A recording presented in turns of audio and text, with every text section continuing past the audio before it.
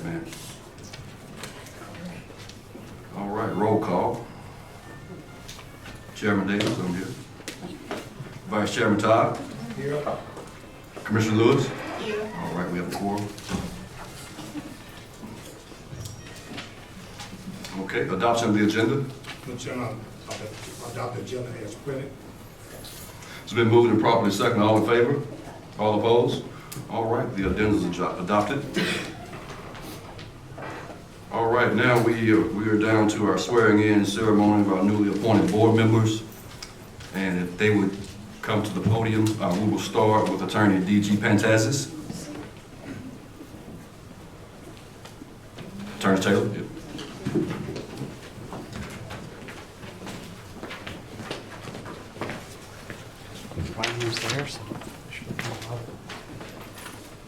Mr. Pantazis, do you, having been appointed to serve in the role of Commissioner of the Housing Authority of the Birmingham District, solemnly swear that you will support the Constitution of the United States and the Constitution of the State of Alabama as long as you continue to be a citizen thereof, and promise that you will faithfully and honestly discharge the duties of the office of Commissioner of the Housing Authority of the Birmingham District to the best of your ability, so help you God?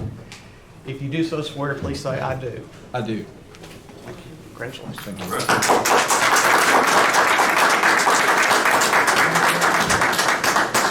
Attorney Pantazis, you can now take your seat on the dais. Thank you. All right. All right, Dr. Anthony Hood. Do you, having been appointed to serve in the role of the Commissioner of the Housing Authority of the Birmingham District, solemnly swear that you will support the Constitution of the United States and the Constitution of the State of Alabama, so long as you continue as a citizen thereof, and promise that you will faithfully and honestly discharge the duties of the office of Commissioner of the Housing Authority of the Birmingham District to the best of your ability, so help you God? If you do so swear, please answer, "I do." I do. Congratulations. Thank you.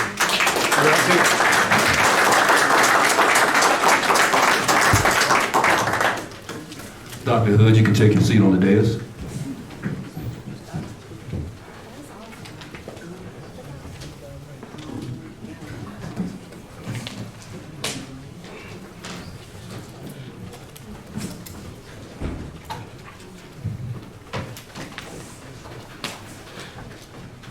All right, so now we have a full dais.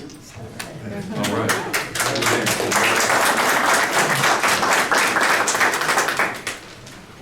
All right, so again, we look forward to working with you two fine gentlemen. I've heard so many great things about you, things that you do in this community for the citizens of Birmingham, and we know that you're going to do the same thing for the residents of the Housing Authority of the Birmingham District. So again, on behalf of the HAB Board of Commissioners, we are so glad to have you on board. Thank you. Thank you. Vice Chairman, would you like to have a word? I just want to say the same thing. We thank God for you. We know that it's going to be a good working relationship, and we're going to make everything continue to go forward. Thank you for accepting to be on board. Thank you. Thank you. Commissioner Lewis, would you like to say a word? I would just like to welcome to the board, and I'm looking forward to working with both of you. Thank you. All right, very good, very good. Mr. Chairman, if I may, Yes, sir, I'd Mr. just Long. like to take this opportunity to welcome new board members to the Housing Authority of the Birmingham District Board of Commissioners. And I certainly look forward to working with you and all the great things that we're doing here at the Housing Authority of the Birmingham District. So prepare to roll up your sleeves. We're going to put you to work. Sounds good. All right, very good. And we also have our committee assignments. We'll make sure you get your committee assignments for the newly formed committees that we have, or the new committee structure, so you will get your committee assignments. Okay, we have them right now. All right, so all right, so we have your committee assignments. We'll go over that a little bit later. So thank you so much. All right. All right, next on the agenda is the introduction of the Public Safety Director. Mr. London, we know that you did introduce the Public Safety Director at the last board meeting, but I know we were pushed for time, and we didn't really give him an opportunity to say a few words. So at this time, it's your pleasure. We would allow him to say a few words to introduce himself. Yes, sir, Mr. Foreman.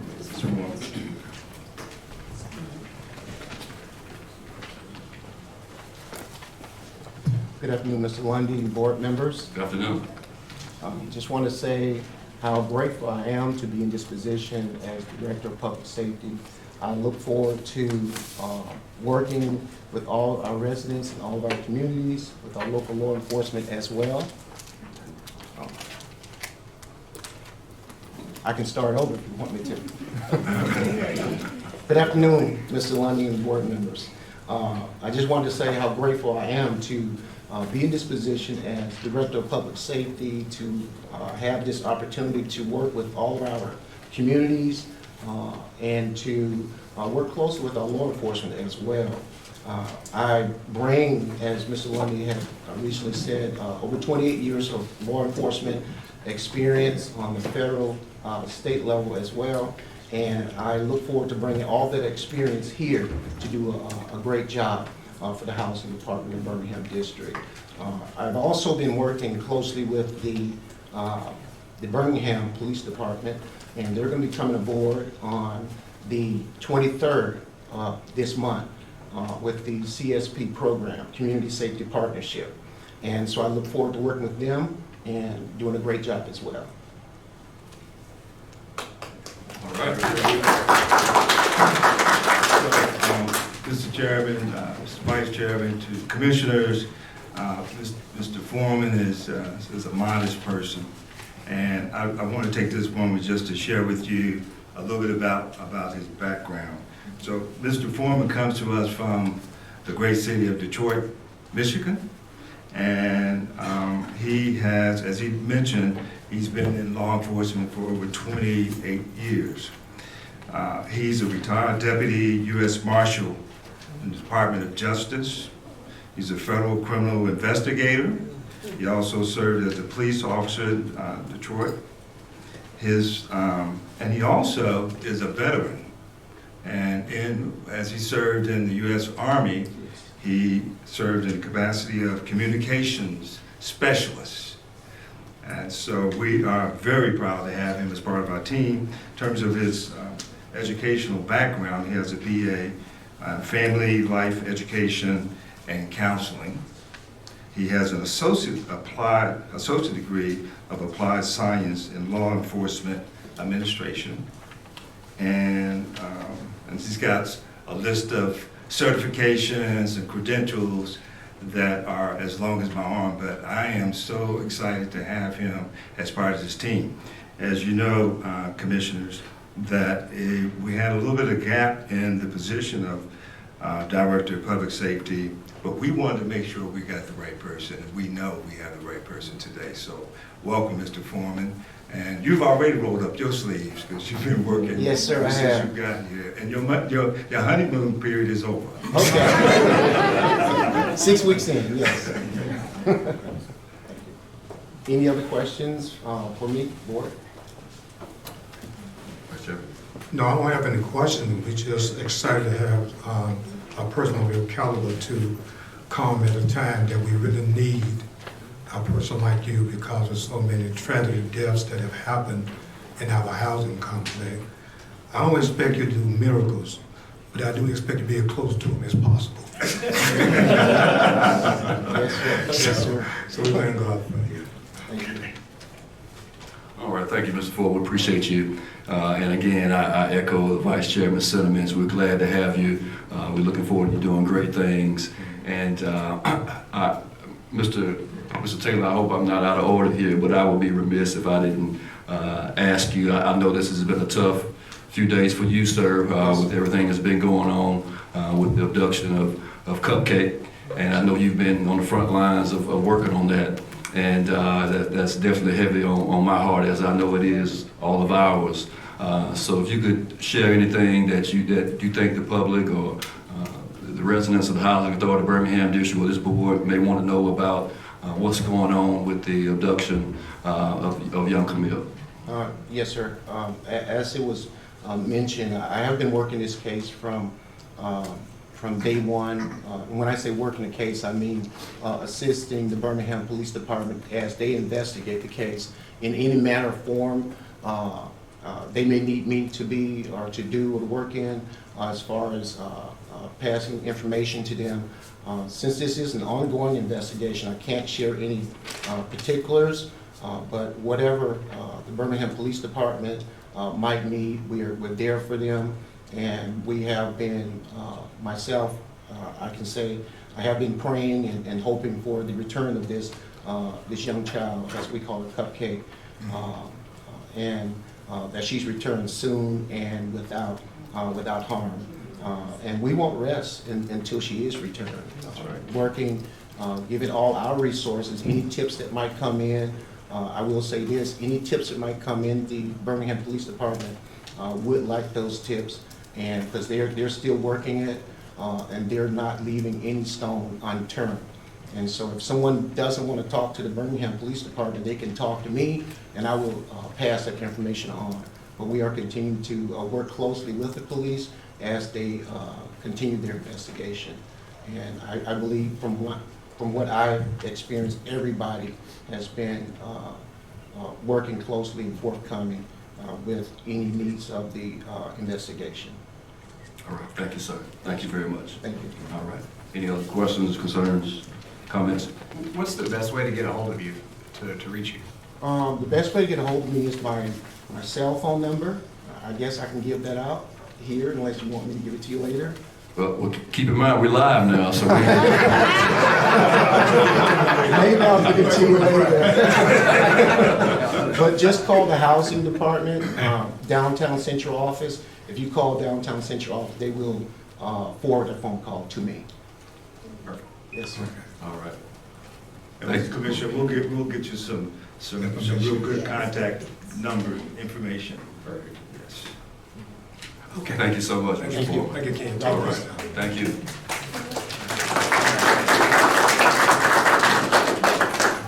All right. Next on the agenda is, some of you may know, the Board of Commissioners is seeking to fill the position of an internal auditor.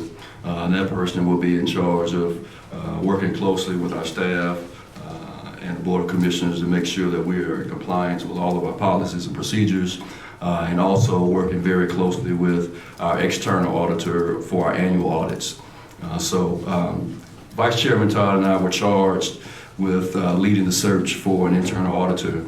And let me say this, we had some fine candidates that applied for this position. I think Vice Chairman Echo, I think we had over 30-some applicants, and we had a strong field.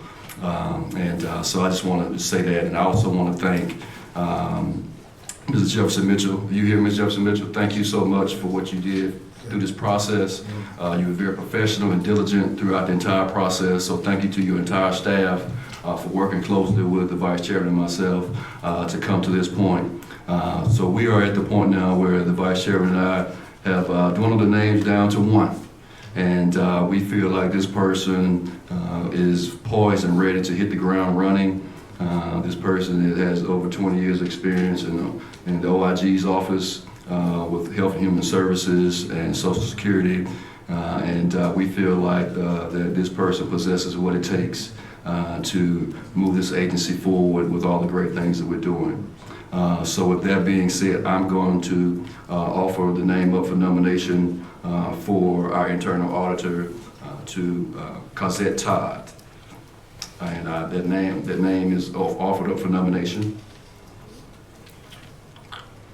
Mr. Chairman, I make a recommendation that we accept the internal audit of Cosette Todd. All right. Are there any other nominations that would like to be presented? Okay, I would also like that we close on the said name of Cosette Todd. Can I get a second? All right, it's been moved and properly second. All in favor? All opposed? All right. So we have that said name now. I would like to move to present the name of Cosette Todd to the position of internal auditor for the Housing Authority of Birmingham District, appointed by the HABD Board of Commissioners. Can I get a second? Second. All right, it's been moved and properly second. All in favor? All opposed? All right, congratulations, Ms. Todd. Give her a hand.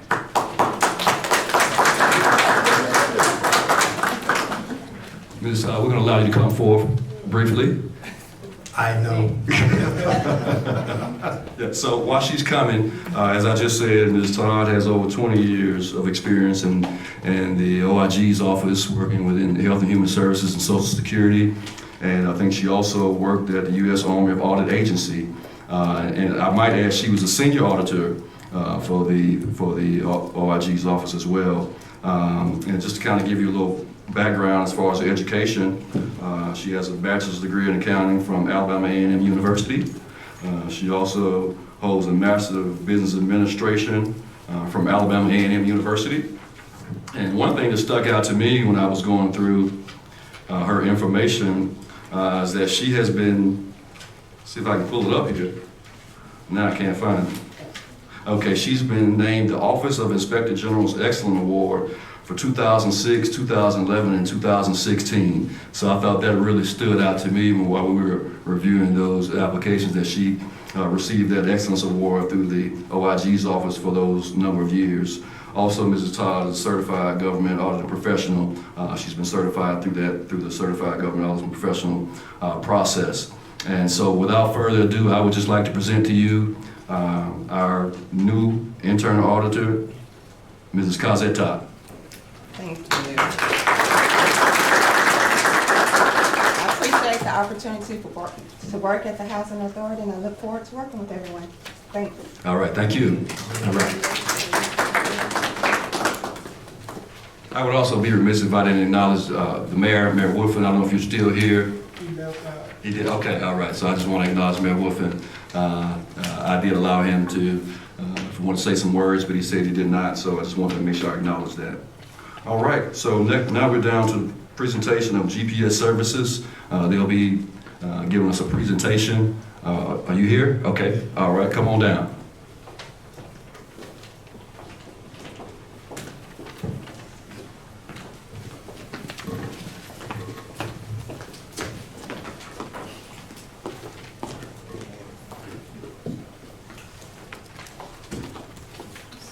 Thank you so much for allowing GPS Education Services to the board chair, Director Lundy, staff, and friends.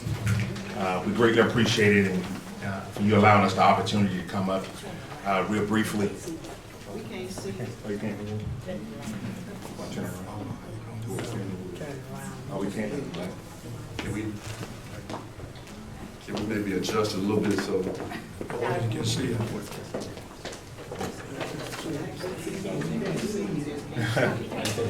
I may be in the way. My stomach, maybe?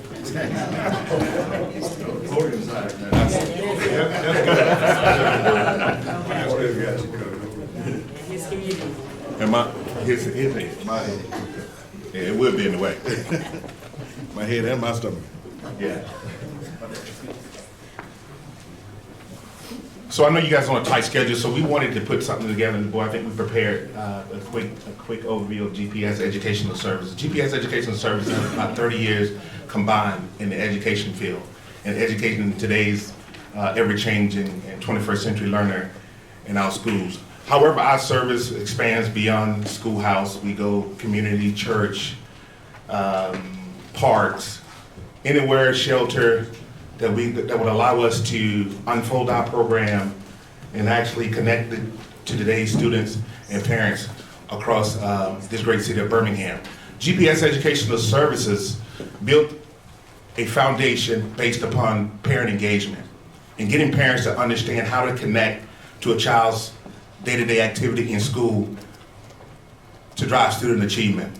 However, we created a community marketing team in terms of going door to door and getting information and gathering information from parents and getting parents to understand how, and getting the questions answers from parents, and allowing the parents a voice as well, and how do they connect. A lot of parents, and when we go door to door and gather information, we gather parents that just don't know how to connect and don't know how to be a part of a child's everyday life in terms of how they connect to drive student achievement. So our parent engagement programs that we launch is very, very key, because we understand, in our communities that we have to have parents. If we're talking about student achievement and driving student achievement, you cannot drive student achievement without parent engagement. and we understand that. And when we came down to the housing authority here, and meeting with the CPAB board and looking into the eyes and getting them to understanding their concerns in their communities in terms of math and literacy programs. Now, GPS Education Services is a full-service educational company. We offer programs in math, literacy, science, and again, our foundation is parent engagement, getting parents to understand. And we understand across the mountain in the schools that's doing very, very well, it's not that they have better smart boards or better Promethean boards or better teachers or instructors, but they have parental engagement. And parental engagement is very, very key. And you hear me keep saying that in terms of you guys have identified, and talking to the CPA board, they have identified a problem, a need. And for us to come into and assess the need in terms of what they need in their communities and going door to door and getting parents in the community to understand how do we drive success. And we drive success through education and getting families to where they're self-sufficient and helping families to be able to become productive citizens in society, to be able to eradicate crime in our neighborhoods is through education. And and through our research, we found that the Housing Authority adopted 5 core principles. And those 5 core principles, in the top of the list is education, family self-sufficient, personal growth, financial literacy, and health and wellness. Now, in order to conquer any goals out beyond education, we have to start with what? Education. So we understand that in GPS. So we put together a quick, and I know, however, Talbot is me, Vice President of Business Development. Jermaine Richardson is Director of Process and Technology. Rance Harvey is our Program Manager. Shonda Bush Johnson, Director of Education Program, and Winnell Gilbert, she's unable to make it here with us today.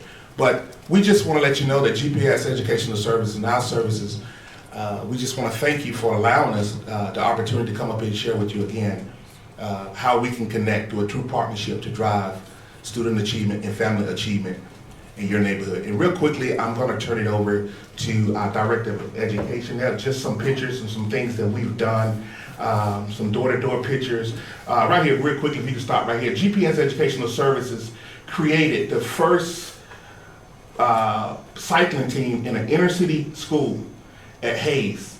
And this is really, really big. We created the first cycling team.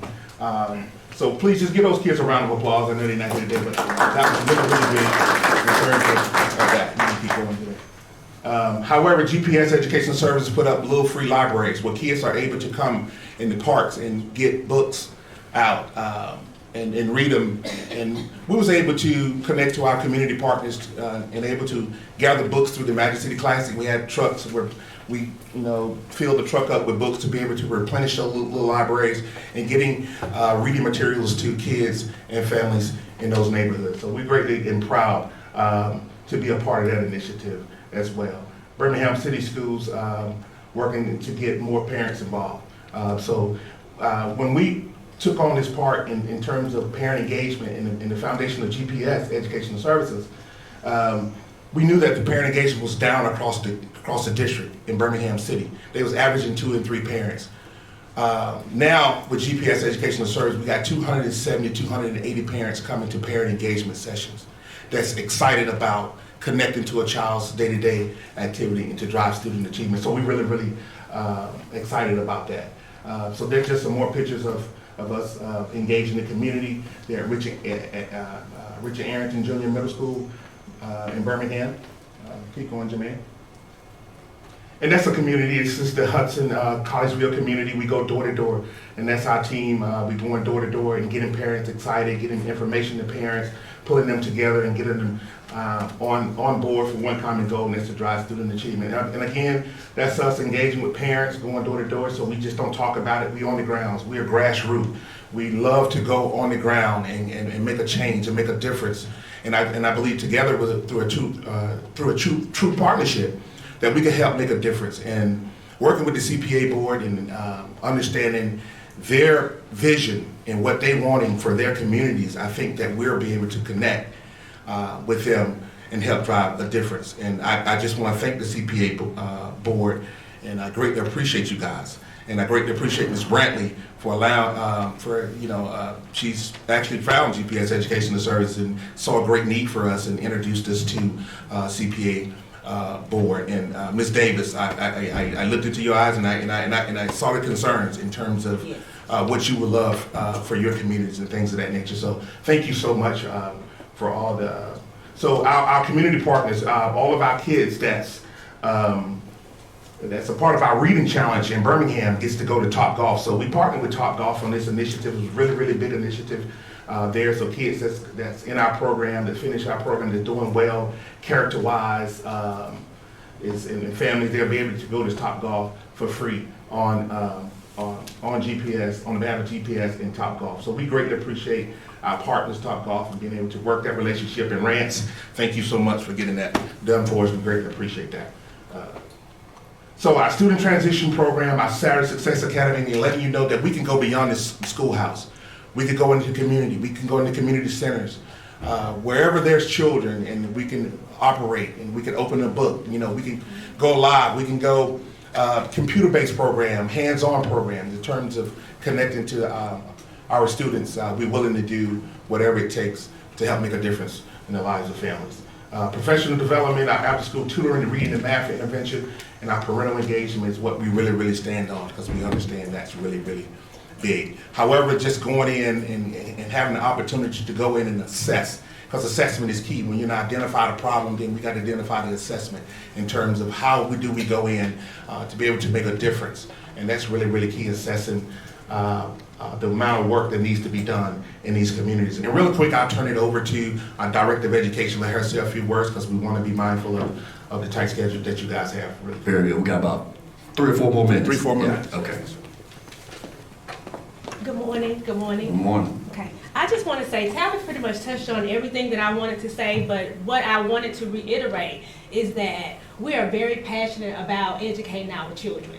We know that within our children is the power to be, do, and have anything that they desire. But we want our children to know that people in the community care for them, and that if they develop a positive self-belief about themselves, they can be, do, and have anything that they desire. Thank you. Thank you. Thank you. And through our program, and we probably got 2 more minutes? Yeah. Yeah, 2 more minutes. Thank you. And through our program, through our pre-assessment, would allow us to identify the skill set, the strength and weaknesses of the children in terms of putting them in a great situation to receive quality instructions. However, we have a student grouping report on how we group students according to their skill deficiencies to be able to make sure we're delivering quality instructions and those student-teacher ratios, and being able to understand, some kids needs to be from 5 to 10 to 15 to 1 student-teacher ratio. So again, we have 30 years of combined experience in education. However, we're here. I greatly appreciate it. Again, I just want to thank the CPA board. I just don't know how much you guys just know how much I appreciate you guys making a difference in the community, and hopefully that we can connect with you through a true partnership to make the difference in the lives of families. Thank you so much. We'll open up for questions. All right, thank you. Vice Chairman Todd. What kind of data gathering that you have that can shows evidence of success in terms of GPAs, in terms of socializations and the family structure, family involvement? How do you collect your data to bring such information? Well, we collect our data from parents. So when we go out and engage with parents in terms of their need, we could collect our data from parents and be able to compile that data in order to push it back to schools or communities or church or whatever, and getting them to understand the need and the things that parents is really crying out for. However, as far as our educational program, yes, and Sean just want to get better. Okay, basically what we do before we begin any type of instruction with students, so we administer a pre-assessment. And that pre-assessment is designed to show us the skill deficiencies of the students that we're working with. From that pre-assessment, we're able to generate you 3 types of reports. The first report would be the student individualized learning plan, which outlines the success of the students as well as those things that we need to work on. A second report that is generated from the pre-assessment would be the student group report. And what that report does is group students who have similar skill deficiencies in a group so that we're able to work on those particular skills. And then the third report that we're able to generate from the pre-assessment would be the lesson sequence. And what it does is outline a high priority list of lessons for the students to work on to address those skill deficiencies. Are those standard testing procedures? Yes, there are standard testing procedures according to the Alabama system. Okay. Also on that educational plan, are the families sitting down with you as you go over the plan so everybody can sign off on it? Yes, sir. We do allow that. And also what we do, once we have identified the groups and the lesson sequence, what the students begin to work on is the instructional portion of our program.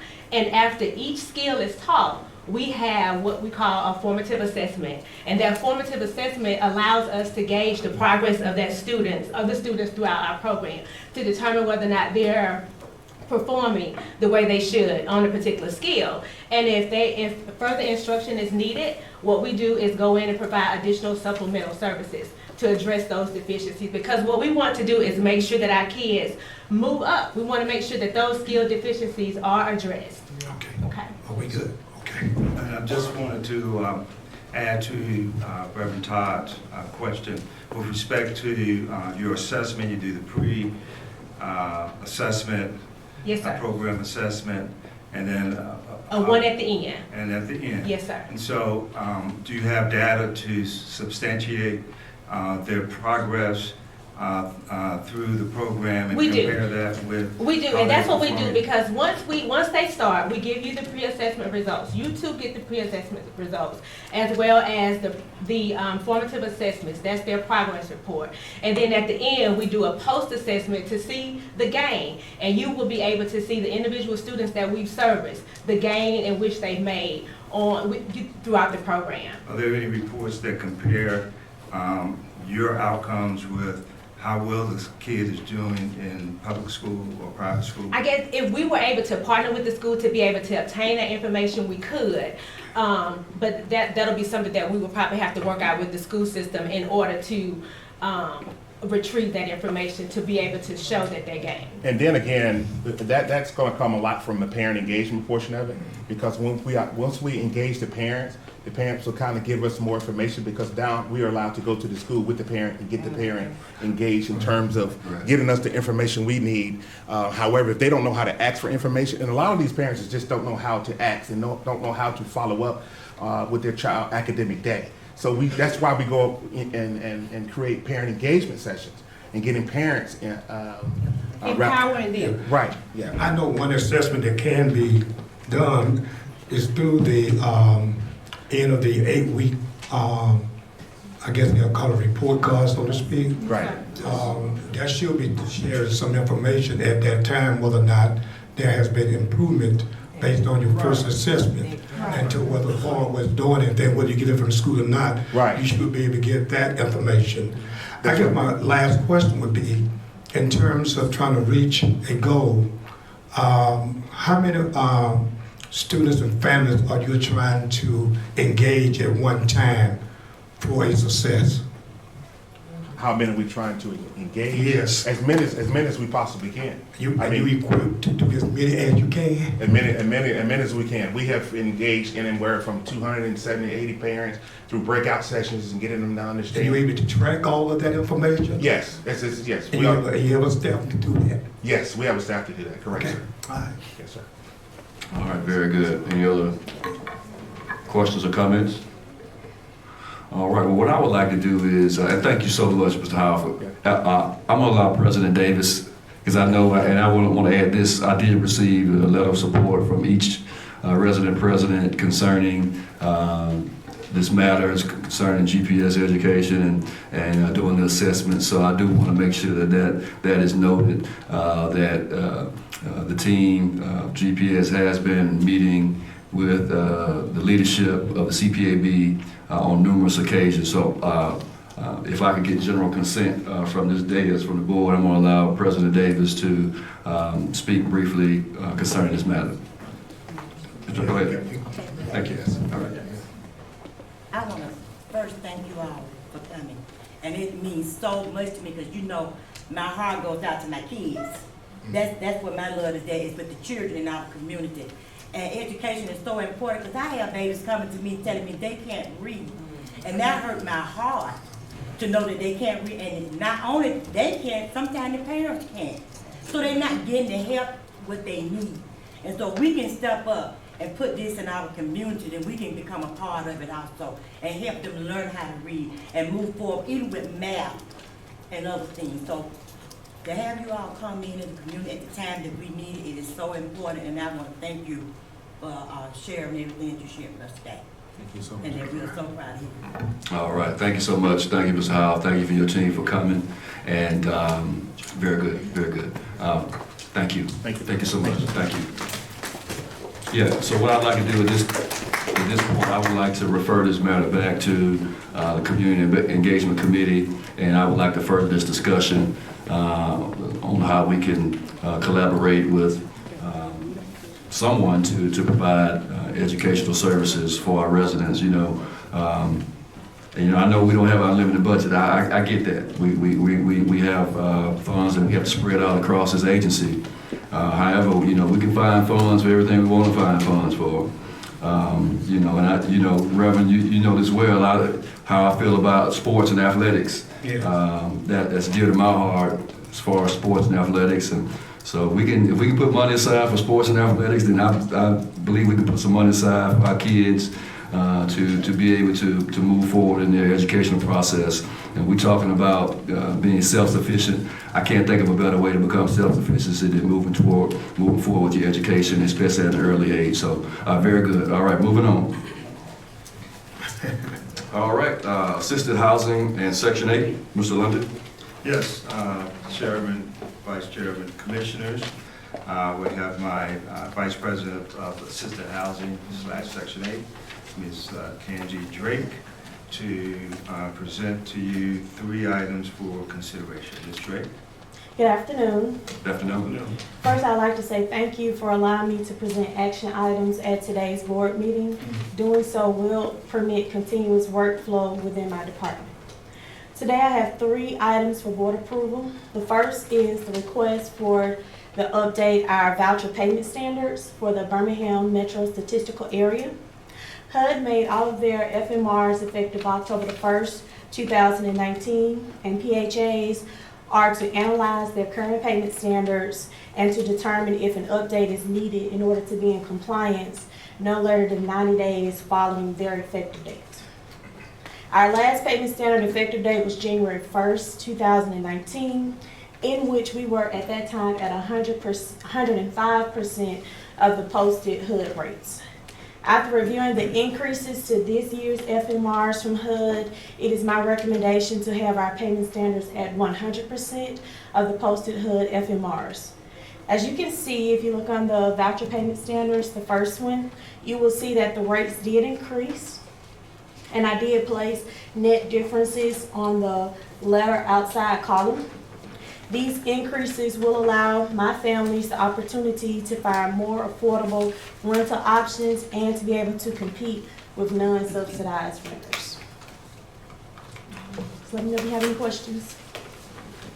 So, Ms. Drake, for the purpose of assisting our new commissioners, can you just take a moment to explain Payment standards? FMR? Yes. Yes, FMRs is what HUD publishes to assist housing authorities and PHAs with establishing what we call voucher payment standards.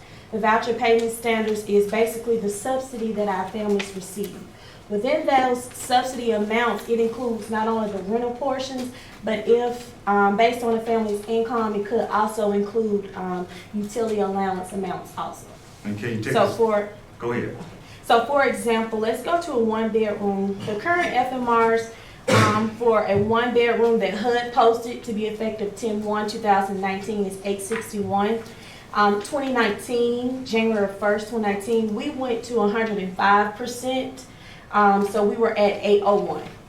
So the increase from our families for a 1-bedroom would be about $60 increase. So that's if we stay at 100% of HUD's recommended or suggested FMRs. What it does is it increases the amounts slightly for what our families can search for, but it still allows us an opportunity to continue with our leasing on our housing choice voucher program. So it won't postpone or hold, continued leasing. So in essence, it gives our families more opportunities More to. buying power. Yes, to move in different communities. Right, and this doesn't affect, well, it does affect their payment because they pay less. So it doesn't affect them negatively. All right. Any questions, concerns? All right, I move to approve the voucher payment standards. It's been moved and properly second. All in favor? All opposed? All right, that item's approved. Thank you. The second item is the request for the update of the voucher payment standards for the Gadsden statistical area. A few years ago, we were granted 6 vouchers for our HABD program for families that live in the Gadsden area. Last year, we were at 110% of FMRs for the Gadsden area. However, this year, Gadsden Housing Authority has decided to be at 100% of the FMR. Because we service 6 HABD vouchers in their area, which is Etowah County, we must adjust to that area market payment standards. We can't make ours higher than Gadsden Housing Authority, and we're servicing in their area. As you can see in that same column, but on this paper, it does provide a negative net difference. However, all our families will be allowed to keep their current payment standards until the next year, until HUD reposts an update. So for example, these, if they had to affect them, it wouldn't affect them until 2021, but at that time, HUD will have posted new ones, and hopefully we anticipate that those will go up. But in the event, if they don't, as each family comes in for annual recertification, they'll be informed that the subsidy amount from HUD did go down, but they won't be affected by it until possibly 2021. But even so, if they go up, they'll get the higher of the two. So for example, our 1-bedroom for Gadsden, HUD's amount is $527. Last year we were at $550. So that's a negative $23 that it affects them. Again, Ms. Drake, for the benefit of our new commissioners, can you explain the acronym VASH? Yes, VASH stands for Veteran Affairs Supportive Housing. It is our HUD VASH program that is a referral that comes directly from the VA. As long as a veteran is signed up for services with the VA, then they qualify for this program. So a veteran would go to the VA and they would tell the VA that they're interested in housing, as in for a housing choice voucher. The VA would actually bring them over, and the only thing, they just can't be a registered sex offender. As long as they're not, then they qualify for the program. And so for our regular HUD VASH program, on the regular housing choice voucher, we have 331 vouchers. For the Gadsden area, we have 6. Okay. All right, very good. All right, I move to approve the update voucher payment standards for the Gadsden area. Second. Been moved, properly second. All in favor? All opposed? All right, that item's approved. Next one. Thank you. My third and final item is the request for the update of the small area fair market rents. In our June 2019 board meeting, the adoption of the small area FMRs were approved, which this approval allows our housing choice voucher participants access to areas with high opportunities and lower poverty areas by providing a subsidy that is adequate to cover those rents in those specified areas. And subsequently, it will reduce the number of our families that reside in areas of high poverty concentration. I provided the 2019 small area FMR rates as well as the new proposed ones for 2020 so that you can compare the two if needed. So the small area FMRs, housing authorities can decide if they would like to implement these. What the small area FMRs do is basically, like I stated earlier, it allows families to move in higher opportunity areas. And that means we are moving toward low deconcentration of poverty, which is our ultimate goal.